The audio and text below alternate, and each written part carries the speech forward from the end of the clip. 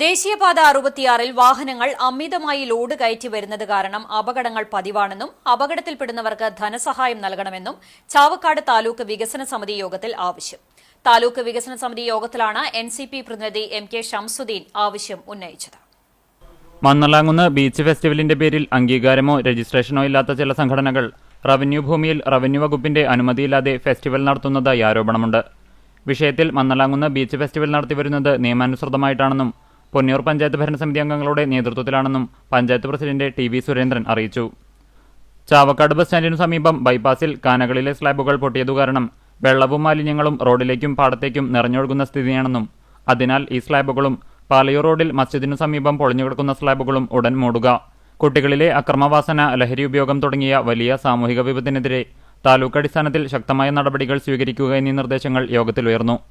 താലൂക്ക് വികസനം സംബന്ധിച്ച് എല്ലാ മാസവും ആദ്യത്തെ ശനിയാഴ്ചകളിൽ വികസന സമിതികൾ കൃത്യമായി കൂടുമെന്നും ഇതൊരറിയിപ്പായി പരിഗണിച്ച് എല്ലാ വകുപ്പുതല ഉദ്യോഗസ്ഥരും യോഗങ്ങളിൽ പങ്കെടുക്കണമെന്നും തഹസിൽദാർ MK കിഷോർ അറിയിച്ചു.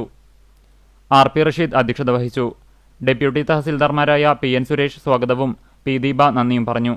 വിവിധ രാഷ്ട്രീയ പാർട്ടി പ്രതിനിധികളായ ഷാഹുൽ ഹമീദ്, തോമസ് ചിറമൽ, ഷാഹു, വിവിധ വകുപ്പുതല ഉദ്യോഗസ്ഥർ തുടങ്ങിയവർ പങ്കെടുത്തു.